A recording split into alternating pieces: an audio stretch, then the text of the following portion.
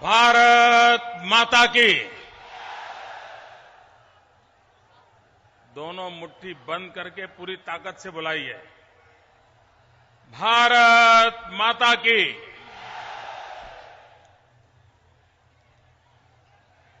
रौरे मन के जोहार।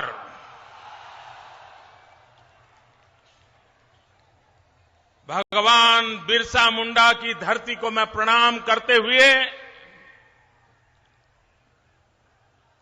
इस धरती के वीर नायक, त्यागी, तपस्वी, महापुरुष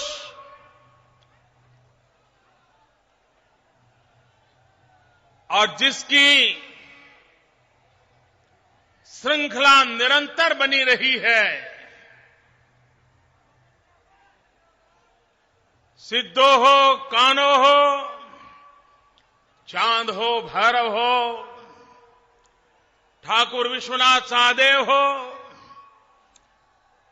शेख भिखारी जी हो, नीलांबर जी की बात करें या पीतांबर जी की, गणपत राय जी का पुण्य स्मरण करें, कितने कितने महापुरुष जिन्होंने इस भूमि को अपने बलिदान से, अपने त्याग तपस्या से, अपने समर्पण से सिंचित किया। ऐसी इस पवित्र भूमि को मैं शत शत वंदन करता हूं। मंच पर विराजमान भारतीय जनता पार्टी के राष्ट्रीय अध्यक्ष आदरणीय श्री राजनाथ सिंह जी, प्रदेश भाजपा के अध्यक्ष डॉक्टर रविंद्र राय जी, आदरणीय यशवंत सिन्हा जी, श्री करिया मुंडा जी, श्री अर्जुन मुंडा जी, रमापति राय त्रिपाठी जी, सौदान सिंह जी, रघुवर दास जी, सरयू राय जी, अभयकांत प्रसाद जी, प्रोफेसर दुखा भगत जी, यदुनाथ पांडे जी, लुइस मरांडी जी,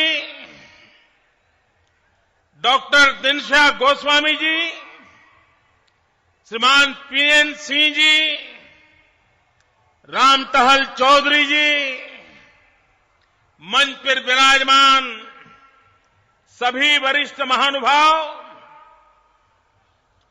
और विशाल संख्या में पधारे हुए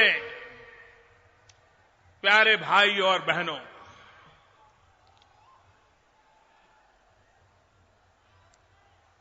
अगर विश्व के सामने झारखंड के पास जो प्राकृतिक संपदा है, भू संपदा है, सामर्थ्यवान मानव बल है, उसका ब्यौरा दुनिया के आर्थिक पंडितों को दिया जाए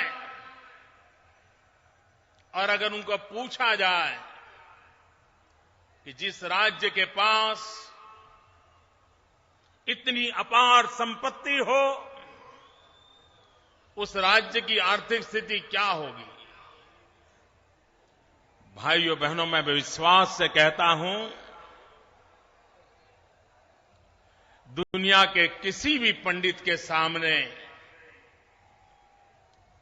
ये जानकारियां रखी जाएं तो जवाब एक ही आ जाएगा, यह राज्य दुनिया के समृद्ध देशों की बराबरी में हो सकता है।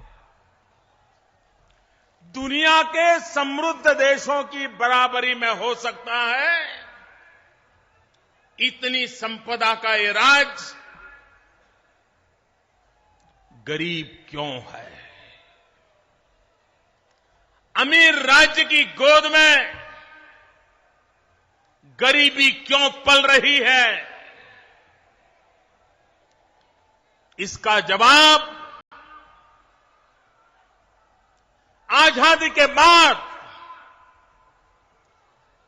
जिन्होंने इस देश की बागडोर संभाली है, उस दल ने, उनके नेताओं ने और उनकी सरकारों ने जवाब देना पड़ेगा। भाइयों बहनों, देश आजाद हुआ तब से अलग झारखंड की भावना प्रबलता के साथ प्रकट होती रही। झारखंड के लोग अपने भाग्य का फैसला खुद करना चाहते थे। अपने सामर्थ्य का, अपने शक्ति का उपयोग अपने लोगों की भलाई के लिए करना चाहते थे। लेकिन 50 साल तक दिल्ली की सल्तनत ने झारखंड की आवाज नहीं सुनी। झारखंड बनाने की मांग को ठुकरा दिया गया। कभी कभार उसे दबाया गया, दबोचा गया। भाइयों बहनों, ये अटल बिहारी वाजपेयी थे जिन्होंने झारखंड के सामान्य लोगों की भावनाओं को समझा, उनकी आशा आकांक्षाओं को समझा और झारखंड राज्य का निर्माण हुआ। भाइयों बहनों, हम अटल बिहारी वाजपेयी जी के सदा सर्वदा आभारी रहेंगे कि उन्होंने हमें झारखंड दिया, अपना भाग्य अपने हाथों से बनाने का अवसर दिया। और मुझे विश्वास है मित्रों, जिन सपनों के साथ, जिन उम्मीदों के साथ वाजपेयी जी ने झारखंड बनाने के लिए सोचा, उन उम्मीदों को हमें पूरा करना है। उस महापुरुष की आशा आकांक्षाओं को पूर्ण करने का हमें संकल्प करना है। और अटल जी के मन को आनंद तब आएगा जब हम उनके सपनों का झारखंड बना करके उनके चरणों में प्रस्तुत करेंगे, तब जाकर के उनके जीवन का सर्वाधिक आनंद होगा। भाइयों बहनों,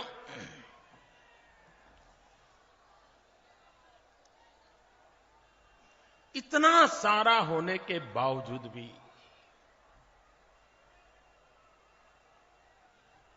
झारखंड की गरीबी बढ़ती ही जा रही है। कारण क्या है?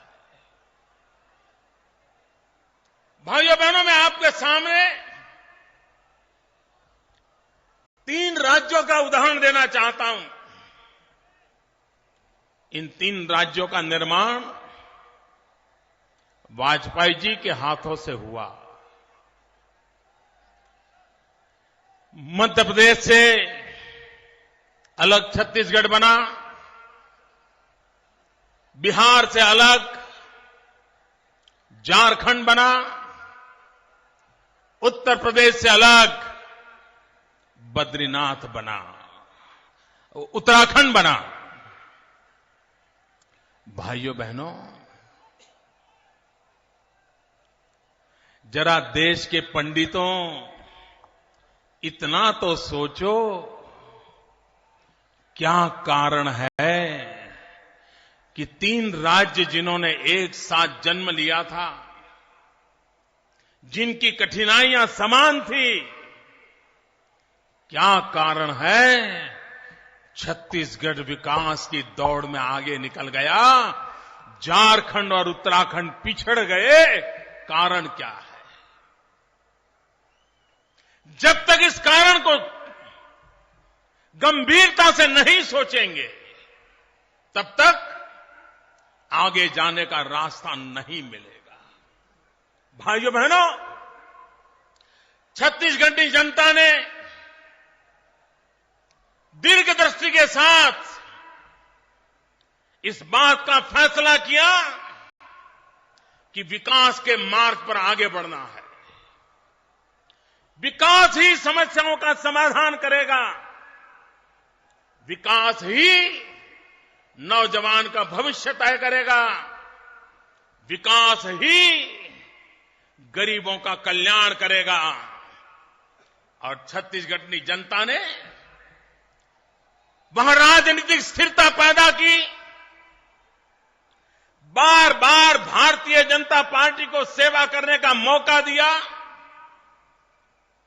और उसका परिणाम ये आया कि आज छत्तीसगढ़ हिंदुस्तान में विकास के दौर पर नई ऊंचाइयों को पार कर गया। अगर उत्तराखंड में, अगर झारखंड में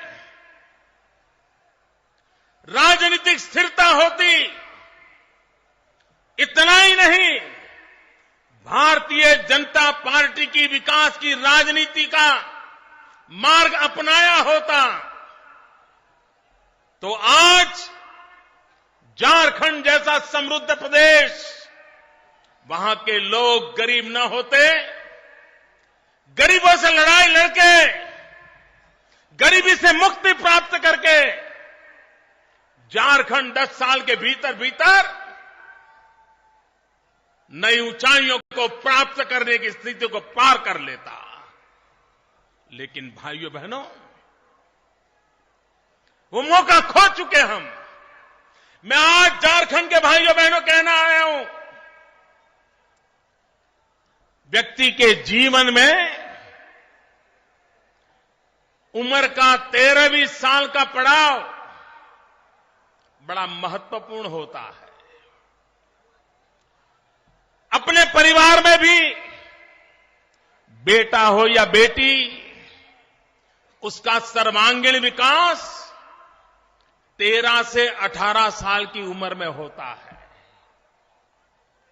ये बड़ी महत्वपूर्ण उम्र होती है। मां भी घर में चीखती है कभी कभी, अरे पिछले महीने तो कपड़े लाए थे, इतनी देर में तुम्हारे कपड़े छोटे पड़ गए।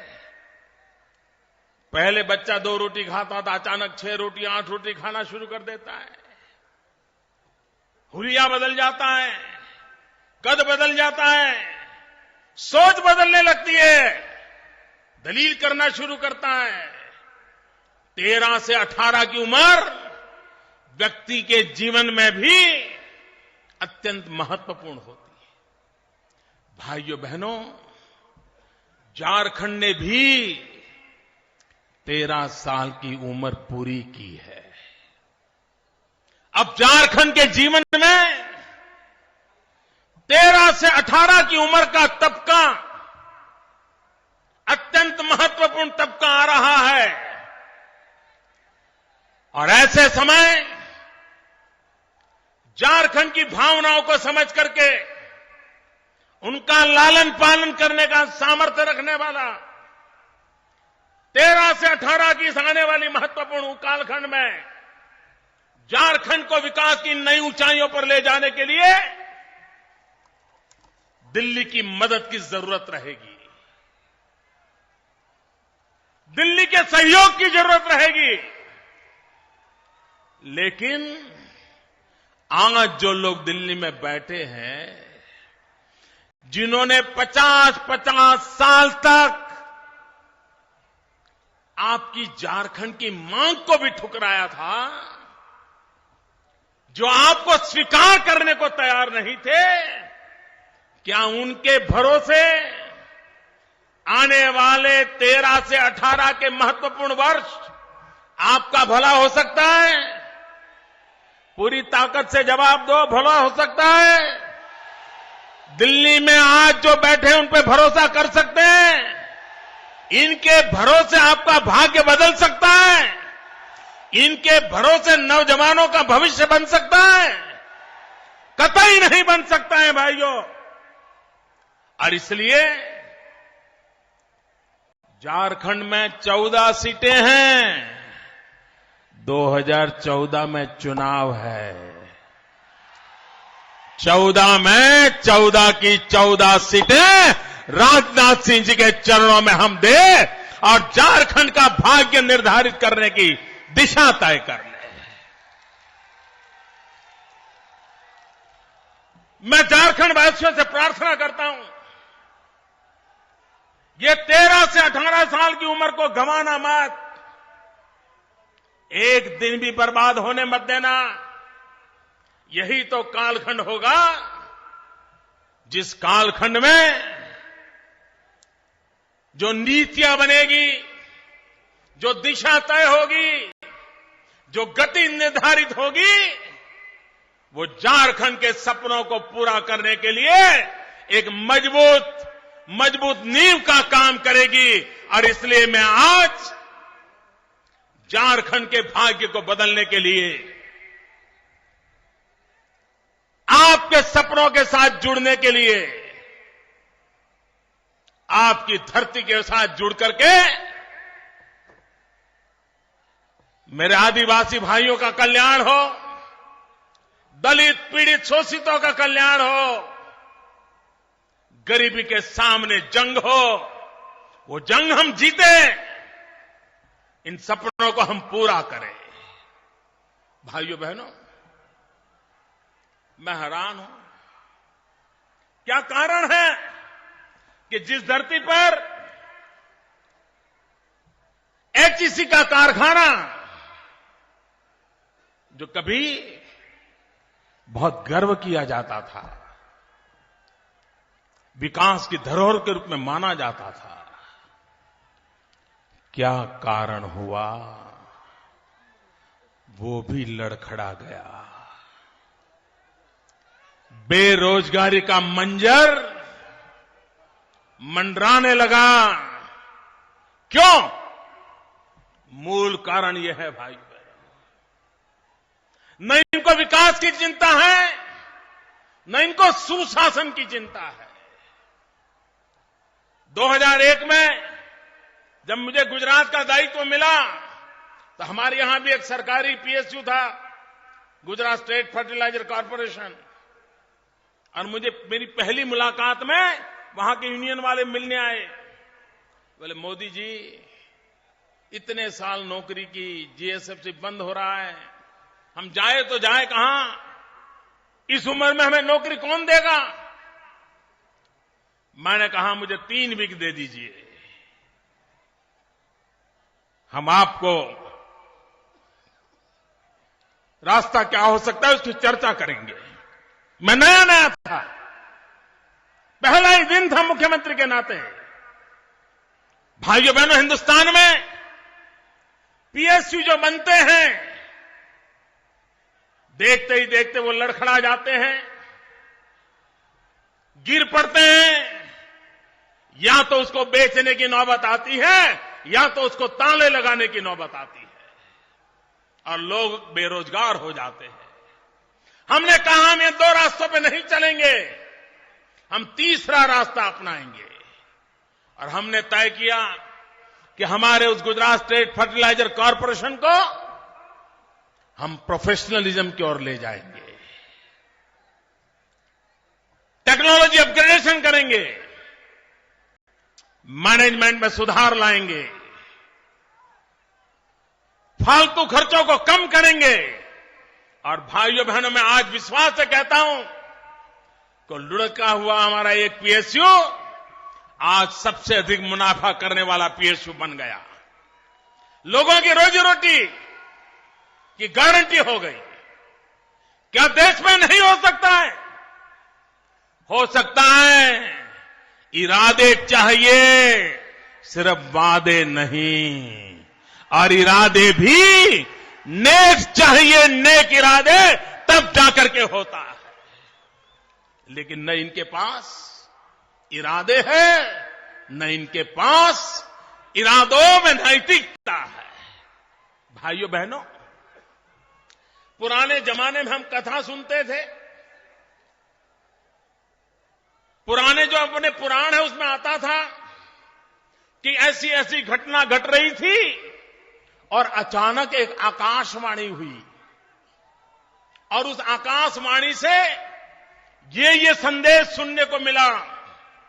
ऐसा हमारे पुराणों में बहुत कथा आती है। भाइयों बहनों, इन दिनों अगर हम गौर से देखें तो ऐसा ही चल रहा है। जो खुद जिम्मेवार है, ये परिस्थिति पैदा करने के लिए जो जिम्मेवार है, परिस्थिति से बाहर निकालने की जिनकी जिम्मेवारी है, देश की जनता ने जिनको बागडोर दी है, वे भी जैसे पुराने जमाने में आकाशवाणी हुआ करती थी, वैसे आकाशवाणी की तरह शब्दों को छोड़ देते हैं, कोई दायित्व निभाते नहीं है, पत्रकारों को बुलाते हैं और जैसे उनका कोई लेना देना नहीं, महंगाई से उनकी जिम्मेवारी नहीं, भ्रष्टाचार से उनकी जिम्मेवारी नहीं, अचानक आकाशवाणी करके छुप जाते हैं। भाइयों बहनों, पुराणों में आकाशवाणी लोगों को सोचने के लिए मजबूर करती थी। आज के जमाने में आपकी आकाशवाणी आपके छल कपट को प्रदर्शित करती है। जनता की आंख में धूल झोंकने का आपका प्रयास साफ साफ दिखता है। आप मुझे बताइए भाइयों बहनों, महंगाई कम होनी चाहिए कि नहीं होनी चाहिए? गरीब के घर में चूल्हा जलना चाहिए कि नहीं जलना चाहिए? गरीब के बच्चों को रात को खाना मिलना चाहिए कि नहीं मिलना चाहिए? क्या ये जिम्मेवारी सरकार की है कि नहीं है? ये जिम्मेवारी दिल्ली सरकार की है कि नहीं है? लेकिन ऐसे कह रहे हैं जैसे उनकी जिम्मेवारी नहीं है। और अभी तो कह दिया कि हमने मुख्यमंत्रियों को कह दिया है।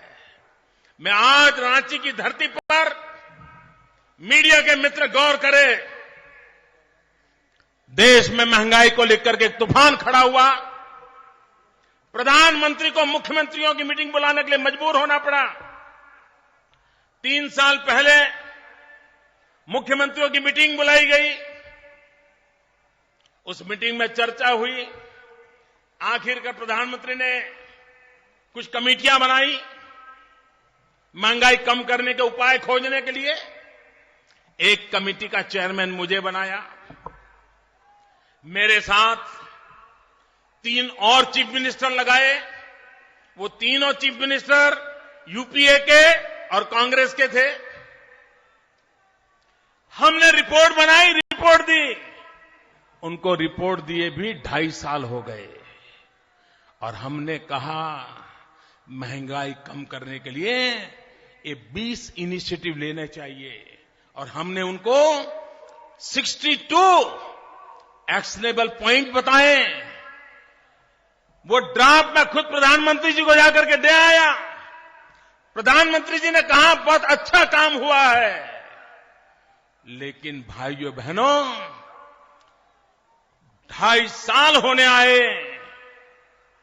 दिल्ली की सरकार जिसको लकवा मार गया है, महंगाई के उपायों के लिए अनेक सुझाव देने के बाद भी कोई काम नहीं किया, उस पर कोई काम नहीं किया। और आज आकाशवाणी हो रही है, मुख्यमंत्री ये करेंगे, मुख्यमंत्री वो करेंगे।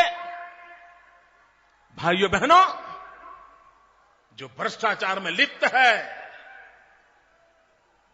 भ्रष्टाचार के उन पर इतने दाग लगे हैं, ये जो आकाशवाणी करने वाले हैं ना, उनके शब्दों में अगर ईमानदारी है तो सबसे पहले ये झारखंड में भ्रष्टाचार कैसे पनपा है और कांग्रेस की गोद में पनपा है, उसका जवाब देना चाहिए उन्होंने।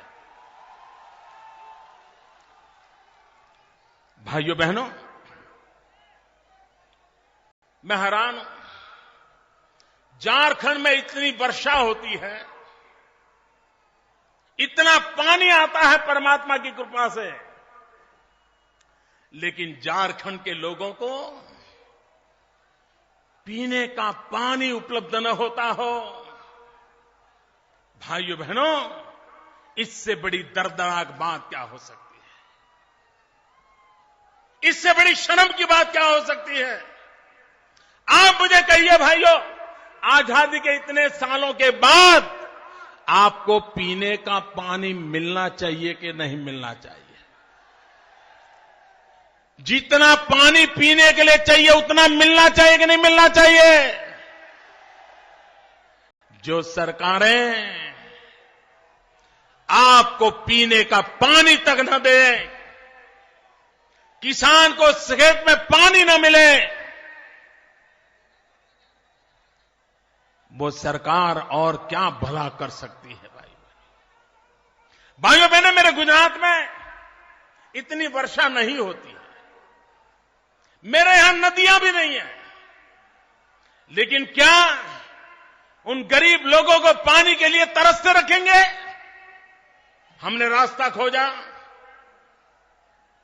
हमने छोटे छोटे चेक डैम बनाए, लाखों की तादाद में बनाए, बरसात के बूंद को बूंद रोकने की कोशिश की, जल स्तर ऊपर लाए, पाइपलाइन से पानी ले जाने की व्यवस्थाएं की। थैंक यू दोस्तों, थैंक यू। और भाइयों बहनों, गुजरात के हजारों गांवों में कभी टैंकर से पानी जाता था, आज नलके में पानी पीने का मिल रहा है। ये झारखंड में भी हो सकता है, ये झारखंड में भी हो सकता है दोस्तों। और इसलिए मैं कहने आया हूं कि भाइयों बहनों, अगर हम निर्धार करें तो समस्याओं का समाधान कर सकते हैं। और मुझे याद है, यहां से हमारे कार्यकर्ता ने मुझे प्रभात खबर इस अखबार की कॉपियां भेजी थी, और शायद हफ्ते भर बहुत बारीकी से गुजरात में पानी का प्रबंधन कैसे हो रहा है, पानी बचाने की योजना कैसे हो रही है, उसका विस्तार से रिपोर्ट झारखंड की जनता के चरणों में रखा था। लेकिन भाइयों बहनों, यहां की सरकारों को, कांग्रेस पार्टी को, दिल्ली में बैठी हुई सरकार को लोगों की भलाई के लिए कुछ करना नहीं है, और उसी का परिणाम है कि आज विकास की स्थिति को वो स्वीकार नहीं करते, न ही उस दिशा में जाने का प्रयास करते हैं। थैंक यू मित्रों, थैंक यू। अरे आपके प्यार के लिए मैं आपका आभारी हूं भाइयों बहनों। भाइयों बहनों, आप मुझे बताइए, लोग मुझे कभी कभी पूछते हैं, मोदी जी आपका विजन क्या है? हमें पूछते हैं। कोई मुझे बताए भैया, कोयला झारखंड में हो और बिजली बाहर से लानी पड़े, ये क्या विजन है क्या? अगर आज से सालों पहले समझ होती, यहां से कोयला ढोकर के ले जाने के बजाय जहां कोयला है वहीं बिजली के कारखाने लगे होते तो देश के कोने कोने में बिजली ले जाना सरल हो जाता, और बिजली एक झारखंड पूरे हिंदुस्तान को उजाला दे सके इतनी ताकत थी। लेकिन आज वही झारखंड अंधेरे में डूबा हुआ है। भाइयों बहनों, एक दृष्टि चाहिए। आप देखिए, कोयले की खदानों पर ताले लगे हुए हैं। अरे इतना ही नहीं, सरकारों पर ऐसा अविश्वास हुआ है, एक मुट्ठी भर बालू भी नहीं उठा पाए, ऐसी स्थिति पैदा कर दी गई है। कौन पाप कर रहे हैं ये? कोयले की चोरी, कोयले का घोटाला, आज देश में 20,000 मेगावाट से ज्यादा बिजली के कारखाने कोयले के भाव में बंद पड़े हैं। झारखंड में कोयले की खदानों का काम बंद पड़ा है। यहां नौजवान बेरोजगार है, वहां बिजली के कारखानों के कारण नौजवान बेरोजगार है और बिजली के बिना लाखों कारखाने बंद होने के कारण पूरे देश की अर्थनीति चरमरा गई है। लेकिन न दिल्ली की सरकार को इसकी परवाह है, न दिल्ली की सरकार को इसकी चिंता है। और इसलिए भाइयों बहनों, अगर हम देश के नौजवानों को रोजगार मिले, इसे प्राथमिकता दे करके विकास की नई दिशा तय नहीं करेंगे तो हमारी युवा शक्ति भारत की भाग्य विधाता नहीं बन पाएगी।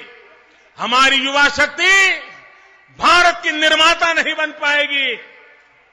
और इसलिए भाइयों बहनों, नौजवान को रोजगार मिले, नौजवान को शिक्षा मिले, नौजवान के लिए स्किल डेवलपमेंट का काम हो, उस पर हम जितना बल देंगे उतना ही हमारे नौजवानों को झारखंड छोड़ करके अड़ोस पड़ोस के राज्य में रोजी रोटी कमाने के लिए जाना नहीं पड़ेगा। और इसलिए भाइयों बहनों, मैं आज आपसे कहने आया हूं कि आप आजादी के इतने सालों के बाद भी जो निम्नतम आवश्यकताओं की पूर्ति के अभाव में जीना पड़ रहा है, उसके सामने झारखंड एक बनकर के अपने सपनों को पूरा करने के लिए भारतीय जनता पार्टी को साथ दे, सहयोग दे। मैं आपको विश्वास दिलाने आया हूं, झारखंड के भाग्य के निर्माण में भाजपा में दिल्ली की सरकार बनेगी तो कभी हम कोताही नहीं बरतेंगे, कभी हम पीछे नहीं रहेंगे। ये विश्वास दिलाने के लिए मैं आया हूं। भाइयों बहनों, अब कांग्रेस पार्टी इस देश के लिए बोझ बन गई है। कांग्रेस स्वयं देश के लिए एक संकट बन गई है, क्योंकि कांग्रेस जनता से कटी हुई है। जनता को क्या चाहिए, ये कांग्रेस पार्टी को, उनकी सरकारों को, उनके नेताओं को, उनके मार्गदर्शकों को जनता की आवाज सुनाई नहीं देती है। वे जनता से कटे हुए लोग हैं। और इसलिए भाइयों बहनों, समय की मांग है हम जनता की आवाज को पहचाने। देश की जनता को विकास चाहिए, विभाजन नहीं चाहिए। देश की जनता को अवसर चाहिए, राजनैतिक अवसरवादिता नहीं चाहिए। देश के नौजवान के हाथों में हुनर चाहिए, उसे राजनीतिक हथकंडों की जरूरत नहीं है। देश के युवाओं को कौशल्य चाहिए, देश के युवाओं को कौमवाद नहीं चाहिए। लोगों को रोजगार चाहिए, राजनीतिक उठापटक नहीं चाहिए। लोगों को सुरक्षा चाहिए, सांप्रदायिकता का जहर नहीं चाहिए। किसानों को बिजली चाहिए, जातिवादी आश्वासन नहीं चाहिए। बुजुर्गों को सहारा चाहिए, संघर्ष नहीं चाहिए। ये भाव को लेकर के जन सामान्य की आशा आकांक्षाओं की पूर्ति के लिए हम कुछ करने का संकल्प करें। भाइयों बहनों, ये आकाशवाणी करने वाले लोग न देश का भला कर सकते हैं, न देश के सपने पूरे कर सकते हैं। झारखंड के मेरे भाइयों बहनों, यह ऐतिहासिक रैली है। मैं जब हेलीकॉप्टर से देख रहा था, मीलों तक लोग कतार लगा करके आ रहे थे। पता नहीं अभी भी पहुंच पाए होंगे कि नहीं पहुंच पाए होंगे। ये दृश्य अपने आप में देश के भविष्य की तस्वीर दिखा रहा है दोस्तों। और भाइयों बहनों, मैं साफ देख रहा हूं 2014 का चुनाव, ये चुनाव एक जन आंदोलन बन जाएगा जो कुशासन के खिलाफ जंग में परिवर्तित होगा, जो सुशासन के लिए नई सरकार पर स्थापित करने का आधार बन जाएगा। और इसलिए भाइयों बहनों, विकास के मंत्र को लेकर के हम आगे बढ़े, नौजवानों का भविष्य तय करें, माताओं बहनों के सम्मान और सुरक्षा को प्राथमिकता देते हुए विकास के मार्ग पर ही चलना होगा। इसी शुभकामनाओं के साथ आपका बहुत बहुत धन्यवाद। फिर एक बार आप सबको जोहार।